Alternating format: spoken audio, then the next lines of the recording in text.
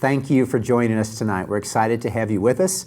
We're going to have a great evening tonight. We've got some worship, and after worship, we've got an incredible testimony by Linda Heidler from her most recent trip to the prison system here in Texas. One of the things that we're focused on is pressing into the new, and so wherever you're at, I want you to join me in saying, the new is now.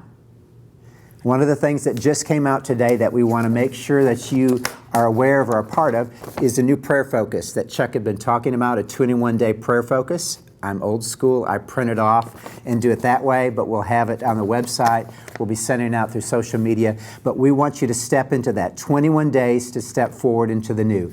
So if you haven't seen that in your email, check your inbox, get signed up for the emails, check on the website or social media. We want you to be a part of that process of pressing into the new. So with that being said, I want to invite you to enter into worship and then the power of a testimony with Linda Heidler. God bless you. Holy, holy is the Lord God Almighty. Holy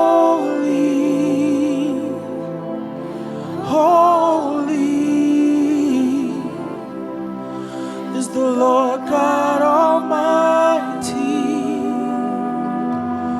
You alone deserve my worship. You alone deserve my praise. You alone, you deserve the honor. So we lift you high, Yahweh, Yahweh. We lift you high, Yahweh, Yahweh. We lift you high, Yahweh, Yahweh. We lift you high, Yahweh, Yahweh. You alone deserve my worship. You alone deserve my praise. You alone deserve the honor. So we lift you high, Yahweh, Yahweh. We lift you high, Yahweh, Yahweh. You are Adonai.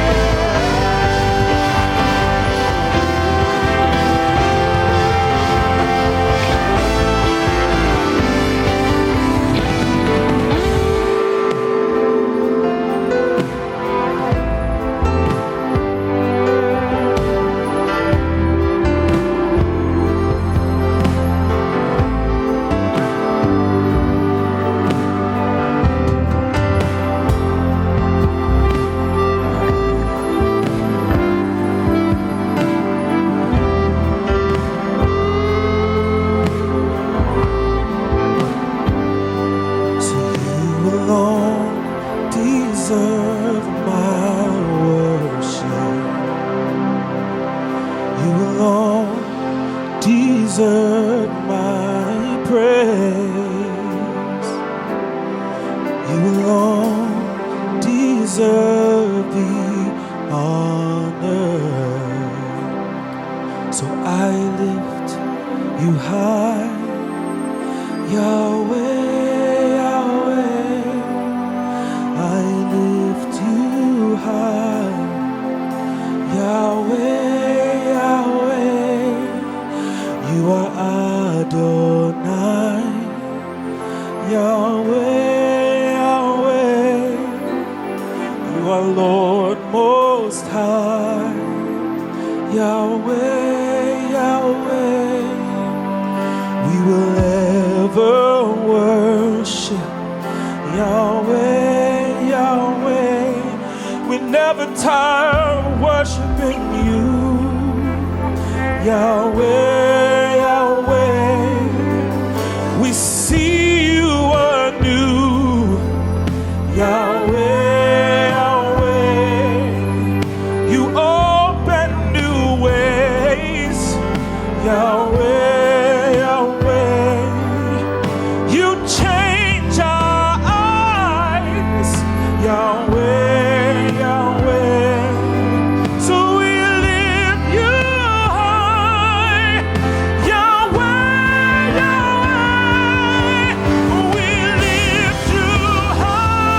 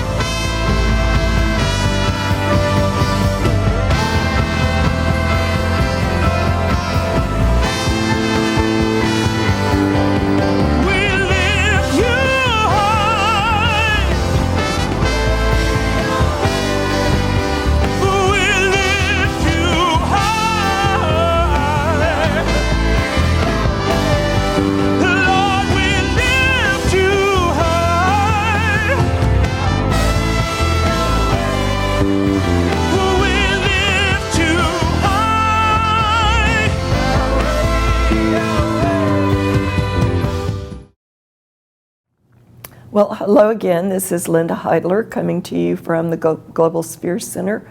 Welcome to our Wednesday night webcast.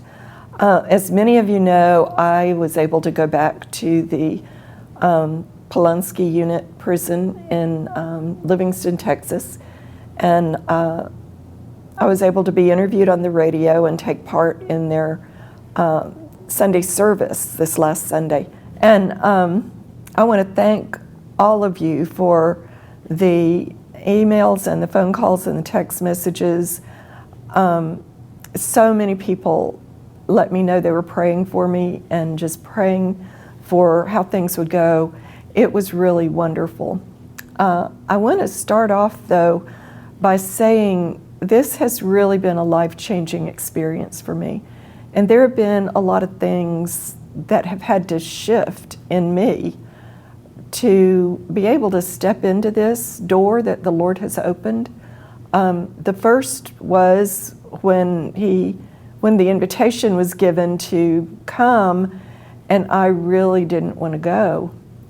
And as I shared last time, the Lord said, "So you don't want to go visit the prisoners?" And I knew He was equating that to going to visit Him. He was basically saying, so you don't want to come see me on Christmas Eve? And I had to shift the way I was thinking, the way I was feeling. I had to shift my priorities to line up with what God was asking. Actually, it's what He was offering to me. And so that was the first big shift. And then since then, there have just been a number of things that I've found changing in the way that I think, changing in my priorities. Being with these men, it causes me to really value freedom and value the choices that I have, and makes me evaluate the choices that I'm making a lot more carefully. The other thing that it's done is it has shifted my my perspective on relationships and family. So many of these men are estranged from their families. Even if they're not estranged for various reasons, they can't see their families. It's hard to communicate with them. It's made me value my family and the relationships that I have. And the other thing that has happened is it's really brought me back to the centrality of the gospel. These men are immersed in a culture that has been antichrist. I mean, you don't get into a maximum security prison because you were walking with the Lord. And so the men that are there have had a life-changing experience with the Lord, but they're a small part of the total prison population. And the men that are there, most of them are never going to leave, whether they're on death row or not. Their sentences are lengthy, and most of them will never leave that place. And they don't know the Lord. And it has just refocused me on the importance of communicating the good news of the gospel, communicating the love of God, the hope that there is in forgiveness, the hope in restoration and in healing. And it's almost like recentering on the things that are important. And so these were things I didn't anticipate happening when the Lord said, do you want to go visit the prisoner? And when He opened the door for this. But I'm very thankful for everything that He's done, all the shifts that He's made in me, and just the open door that He's given for going in and being able to present Him to the men that are in that unit. When I went this time, I was interviewed by the radio station that they have. This is a radio station run inside the prison by prisoners, for prisoners. And the guy that started it is a strong believer. He's a man of faith, but he presents all kinds of programming. And when I was asked to do an interview, the first thing I thought of was that I wanted to give part of my testimony. And that's what I went prepared to do. But when we sat down in the studio and he began the interview, it was just him asking me questions. And he asked very, very good questions. He said, you know, the kind of people that are here, what do you think God would want to say to the men that are in this facility? It was a wide open door to be able to tell them about the love of God, the forgiveness of God, the freedom from condemnation, the hope that there could be even for their future. He also asked me he said, we hear some about what's going on in the outside world, and it sounds like things are a big mess.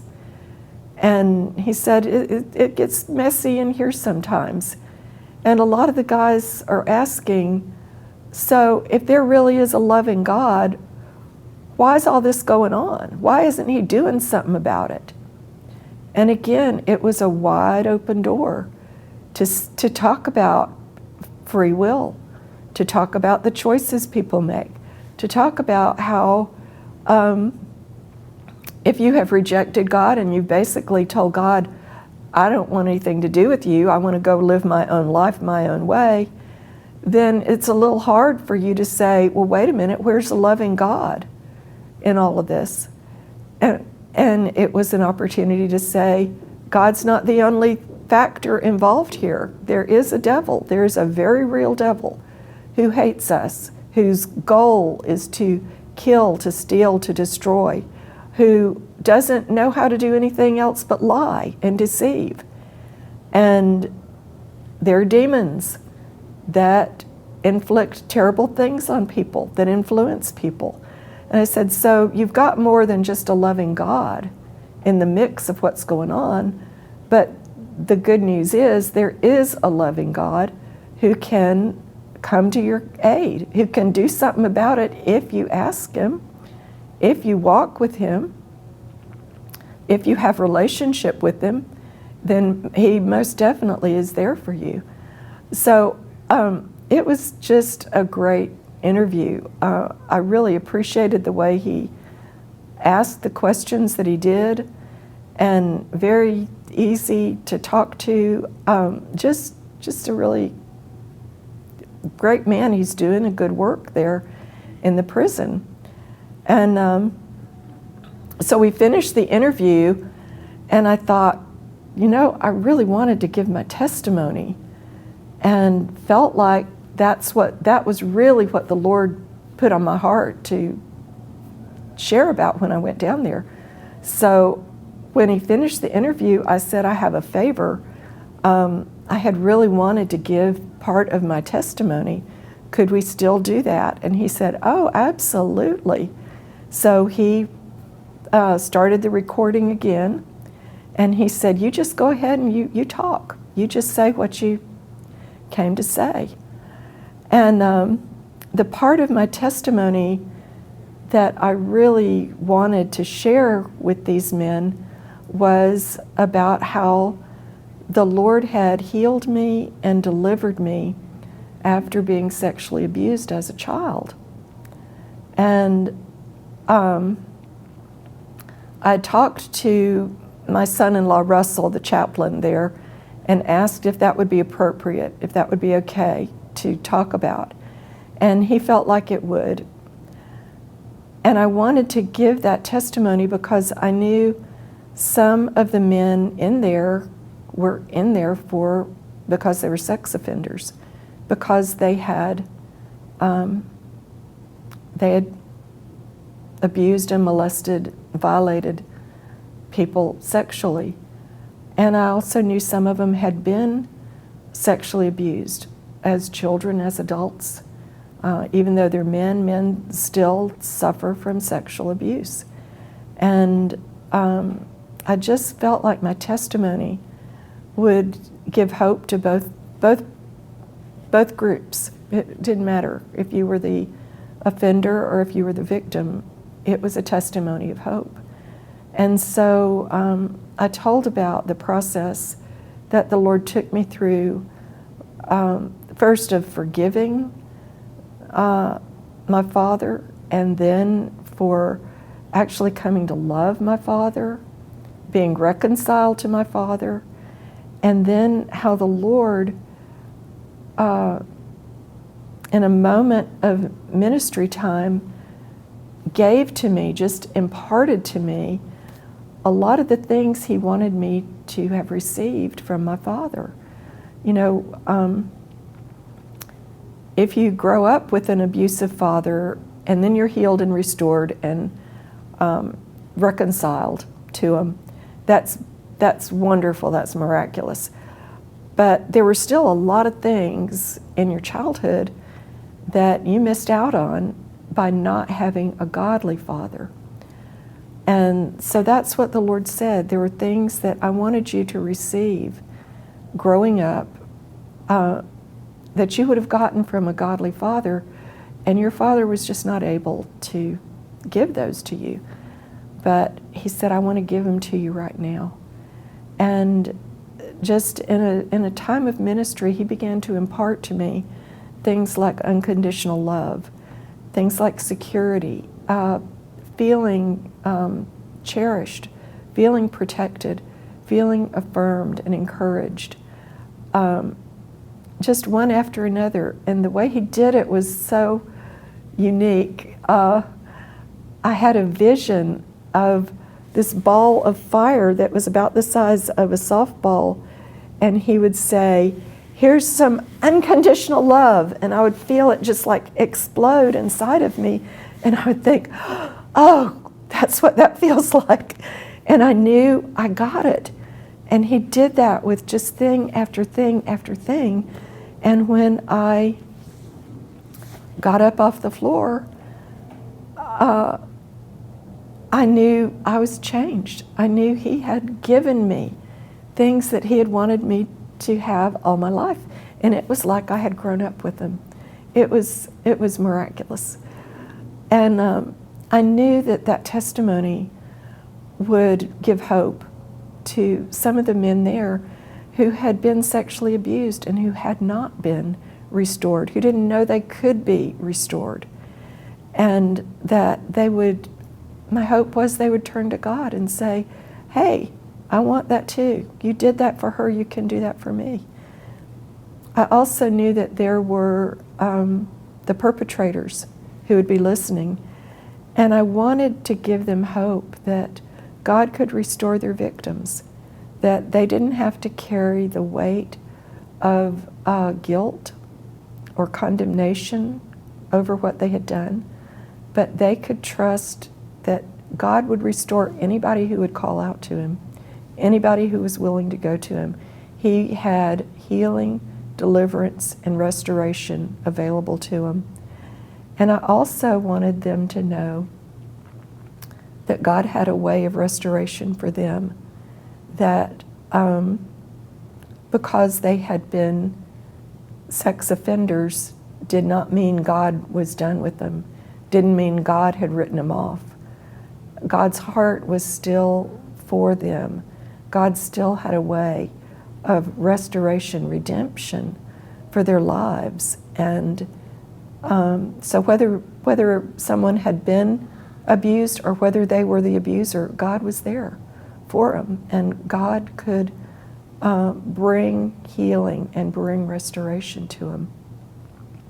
So I finished with the testimony, and the man who was interviewing me, he said, there are some stories that are just great stories, and there are some that it was God. He said, that was God. And he said, I'm going to close this out now because nobody wants to listen to me cry. That was just interesting that it had impacted him as well. So I was very thankful. I felt the presence of the Lord as I was giving that testimony and felt like it was having an impact on the ones who needed to hear it.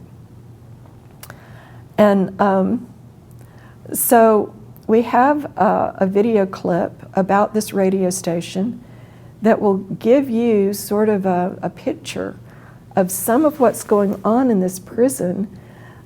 It's a prototype. This isn't common in other prisons, and it was sort of a risk that they took in starting it.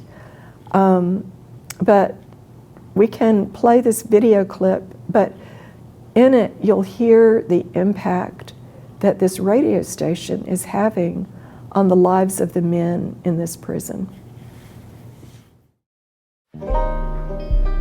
Those walls can just make you feel very insignificant. In a cold, tiled room, echoing melody. You feel like you've been lost to the world, and Yesterday I laid my head to find the devil in my dreams. I just want somebody to know I was calling out for someone and shaking in my sleep. that I was here, you know? Oh, I was shaking in my sleep. Some of the inmates like, hey, we're talking about doing a radio station, and I'm like, oh, I don't know about that. That's kind of out there. And of course, here COVID was.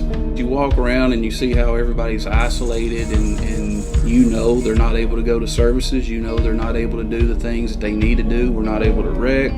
They can't even day room for the most part, and it just added up. It was like, well, let's pull the trigger on it. All right, my friends, here we are once again, Tank Nation. This is a place where it comes room service style to you, bringing it right to you.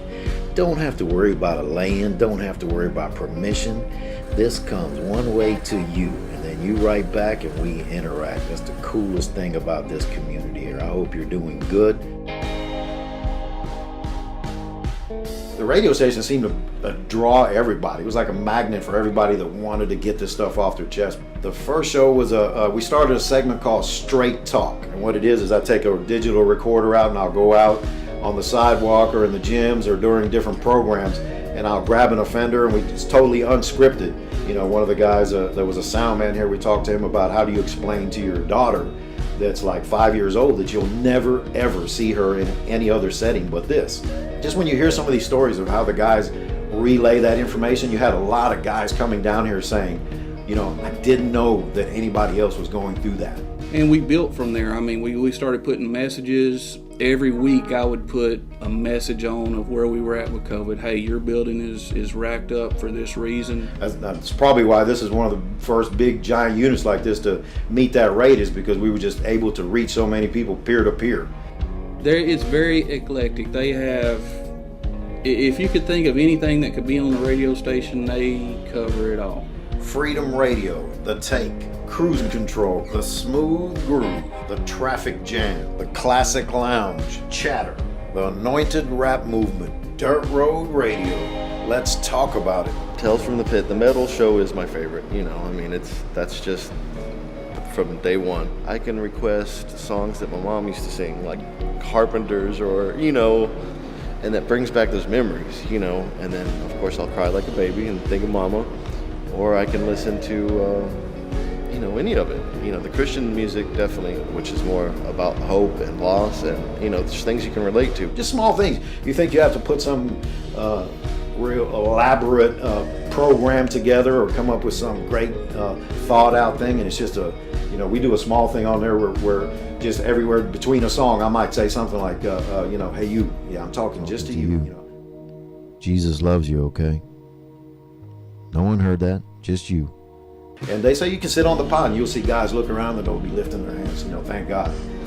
Depression, being alone, away from family, it's hard. As an agency, suicide is one of our biggest fights, and because it can be easy to get caught up in an environment where you feel like you don't have hope sometimes. And to live with those emotions, that's what it was all about with me. Guilt, shame, remorse, sorrow, fear, just the why, the what ifs, you know. I dwell on those things, and I still do sometimes. I dwell on them, you know, and it hurts. You know, sadly, I had tried to take my life a couple more times, you know, after being arrested, and thankfully that never happened, you know, successfully. But, you know, the one time here about 2 years ago when the radio station had just started, we had lost a guy on the other side of the unit to suicide, and Rami was on the radio, broke up about it, and he was talking about, you know, stopping this and how we're hurting others, and it's not just ourselves, and he had made the announcement, you know, if anyone's going through any of that kind of stuff, come to the church and find me, you know, ask for my name, I'll stop what I'm doing and talk to you. And I took him up on that offer, and he was there, and he talked to me. That just began a relationship with guys in the church, guys with the radio station, you know, you got music guys, light guys, band. I mean, I say that the radio station saved my life. He was just in that fog, you know, and he just needed somebody to say, hey, they're with you the whole time. I eat the same Johnnies you eat. I'm going through the same thing, and I maintain my sanity. So I think once people see that, especially Rusty, he just needed to see that it's doable and that you can be successful in here. But it's definitely game changing. At the end of the day, we just want to be a positive change. We want to be motivators. And people have seen that you can be an inmate in a super maximum security prison. You can come up with ideas, and you can make those ideas work, and you can affect other people. And in doing that, it just seems like God takes care of your business. Sometimes it's hard to see in a dark place like prison, but there's hope everywhere. You're listening to Tank Nation 106.5. He said, man, I'm for real. Polanski got a radio station. When I came to death row, Just in case you forgot, all I knew was that I came here to die. 106.5 The Tank. So he got all them dudes surfing on the radio trying to find one. But little did I know, remember I came here to live. how valuable you I are. really got a radio station on Polanski. Yeah, man. And he said, man, we got the Smooth Groove Rhythm and Blues show. Man, we got this, that, and other. He said what to tell them about all the different shows we got, right? So I just feel like the way that ended with the man from death row saying, I thought I came here to die, but really I came here to live. That's the testimony that I'm hearing from person after person that I've met in the prison there. And this last time I had a chance to talk to a few of the inmates and just hear their stories. There was one man who came up to us after the church service, and he said he had a plastic photo container pinned to his jacket. And I said, oh, is this your family? He said, that's my daughter and my grandchildren. He said, I came in here when my daughter was a little girl.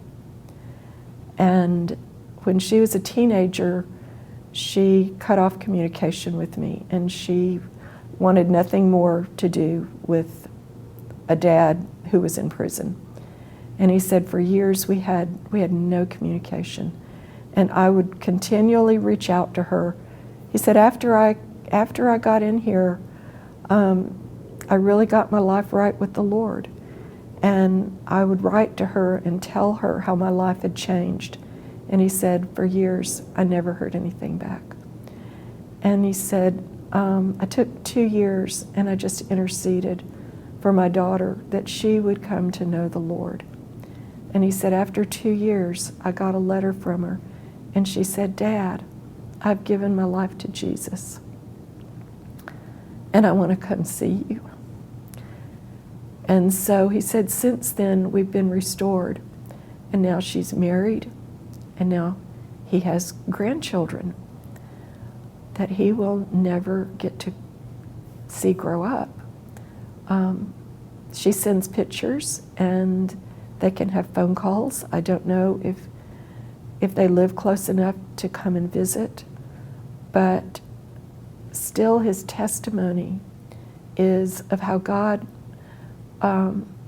healed him, how God restored his life, how God's given him hope and given him a future, and how God has restored his family, how God answered his prayers and reconciled his daughter to him and his grandchildren. And that testimony carries a lot of weight from someone who has lived the kind of life that you live to end up in a maximum security prison, and who knows they'll probably be there the rest of their lives. To say, God has changed my life, and I have life now because of him. Another one of the guys that I talked to said, people kept asking me to go to church with them, and I didn't want to go to church with them because every time I go to church, they would tell me I was going to hell. He said, I knew I was going to hell. I didn't need to go to church for somebody to tell me I was going to hell. He said, nobody told me what to do about it. He said, in all the churches I went to, nobody told me that God still loved me, even though I was living a life that was going to take me to hell. And he said, so I ended up here. And he said, after I got here, that was when I found out what I could do to make sure I didn't go to hell. And he said, I'm really sorry I had to come here, but I really wish I had heard a different way before I got in here. Now he is vibrant in the Lord. He's serving the Lord. He's one of the worship leaders at the church that they have inside the prison. He's fun. He's funny. But he has a testimony of overcoming that really carries a lot of weight. And one of the things that they gave me is this book. It's a year-long devotional book. It's written by 3 of the inmates. And these are 3 of the inmates that went through the seminary training that they had inside the prison. It's excellent, but it's stories about how God meets them in prison, how God is sufficient in prison, how God comforts them, how God gives them hope. One of the recent ones that I read was about how God never abandons you. And in this devotional, he said, when I first got here, my family and my friends said, we'll stay in touch, we won't forget you. He said, but over the years they do. And one by one, you just sort of lose contact with them. But the Lord never does. And the Lord is always here with me. I've enjoyed reading these devotionals. I've been challenged by them. I've come to respect the men that have allowed the Lord to work in their lives so that they could write the things that they've written, so that they can live the kind of life that they live in a maximum security prison. You can get this on Amazon. You can get the paperback, or you can get the Kindle version. The proceeds from it go to help with ministering to the prisoners in the prison. And I would highly encourage you to get it and just get a devotional from the perspective of someone who's living a very different life than you or I will live. Get the perspective from someone who says, Jesus really is everything, because they don't have much of anything else but Jesus. From the guys on death row who can say, I have life and I have hope for the life that I have left because of Jesus, and because his Spirit is giving me peace and joy in my life here in this prison. It's been very challenging. It's been a very good thing in my life to be able to go and minister there, to meet the people, actually to be ministered to by some of them and their testimonies and the way that they're living. So I just want to issue the challenge to you. You may not go to visit a prisoner in a prison, but there may be other prisoners that God is saying, are you willing to go visit? Are you willing to go and take a message of hope? Are you willing to go and hear what's going on with them? Are you willing to let them know I care about them? Are you willing to care about them yourself? And are you willing to let the Lord make the changes in your life, like he's made in mine, to so you can go through that door of opportunity that He's opening up to you. As you know, we're very focused on the harvest. We have the new Kingdom Harvest Alliance. I think basically what Jesus is saying to us is, are you willing to go into the harvest field that I have for you?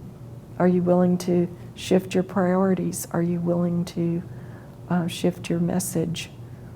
Are you willing to shift your relationships to go into the harvest field that I have for you? I feel like this prison is a huge harvest field, and that it really is ripe for harvest. And I don't think it's the only one. So ask the Lord, where's my harvest field? And if He says, would you like to go and do something that is the last thing you thought you would ever like to go and do, tell Him yes, and go and see what the Lord will do. So I want to thank all of you again for your prayers. As I went in, I felt like the Lord did a big work while I was there.